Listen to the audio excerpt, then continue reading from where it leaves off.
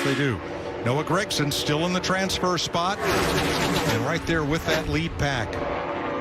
There's Smithley. Smithley got through the two. Smithley got into Keselowski. Gregson hard in the wall. So is the 24 of Byron. Chastain. That's a front row starting car, guys. Not anymore. Nope.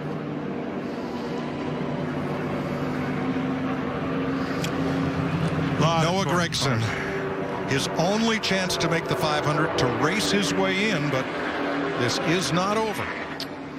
Garrett Smithley also has damage. I think David Reagan was well behind it, and Kaz Grala 1 lap down.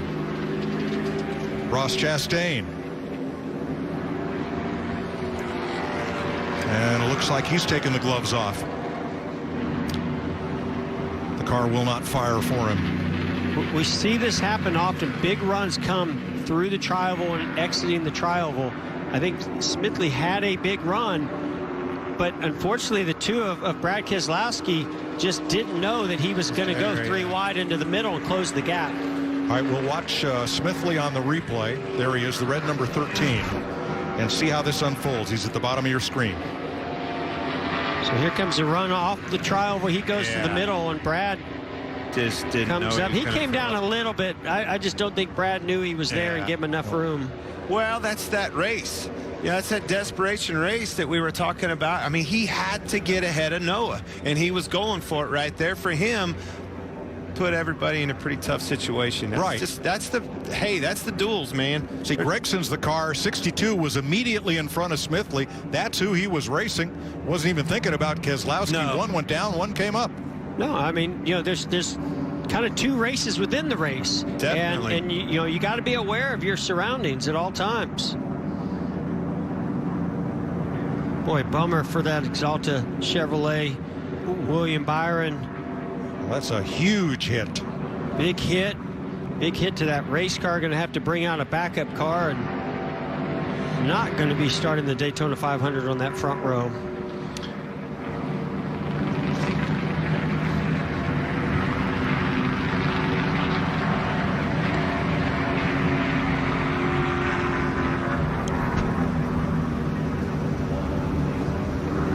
So we will go to NASCAR overtime to finish this one.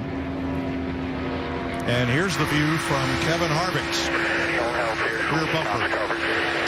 You can also see the 62 move down just slightly. And Brendan Gaughan on the Beard Motorsports pit box, his reaction. You could see Gregson was watching his mirror, and he knew he was racing Smithley. And when Smithley went to the middle, you could see Gregson make a slight little move there to try to counter that. And that hole just closed down on Smithley in just a split second. And sadly, that car will not make it back to pit road to be repaired. So Noah Gregson, racing for the memory of team owner Mark Beard, will not make the Daytona 500. You can see the disappointment. Noah Gregson wanted to pull that off for this team and pay tribute to that owner. Would have been a great Cinderella story had he made the 500. And he was doing everything he needed to do. You know, Jeff, you were talking about the 24 car probably going to a backup and going to the rear of the field. They are still trying to look into the engine issues that Alex Bowman in that 48 car has. If they have to change that engine, he too would have to go to the rear of the field. I didn't want to bring it up, Larry.